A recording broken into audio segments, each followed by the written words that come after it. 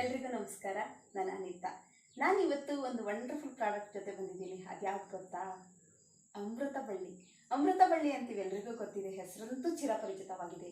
Covid ಬಂದ ಮೇಲಂತೂ ಇದನ್ನು use ಮಾಡದೇ ಇರೋರೆ ಯಾರೂ ಇಲ್ಲ.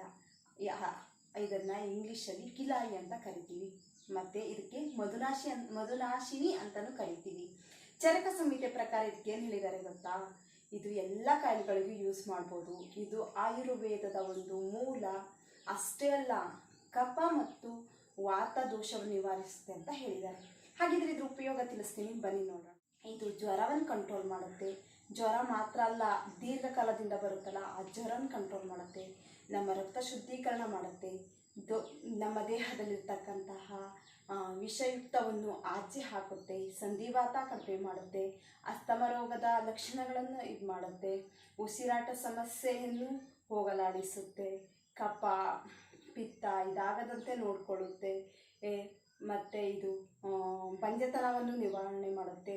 ಚರ್ಮದ ರೋಗ ಲಕ್ಷಣಗಳನ್ನು ದೂರ ಮಾಡುತ್ತೆ. ಪಿತ್ತಕೋಶದ ಸಮಸ್ಯೆಗಳನ್ನು ನಿವಾರಿಸುತ್ತೆ.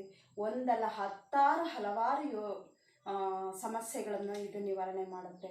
ಹಾಗಿದ್ರೆ ಇದನ್ನು ಯಾರು ಯೂಸ್ ಮಾಡಿಲ್ಲ, ಹಾಗಿದ್ರೆ ಇವತ್ತೇ ತಗೊಳ್ಳಿ, ಯೂಸ್ ಮಾಡಿ.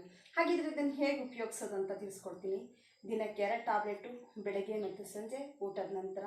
15 ವರ್ಷ ಮೇಲ್ಪಟ್ಟವರು. ಹೆಚ್ಚಿನ ಮಾಹಿತಿಗೆ ನನಗೆ ಕಾಂಟ್ಯಾಕ್ಟ್ ಮಾಡಿ. Thank you so much.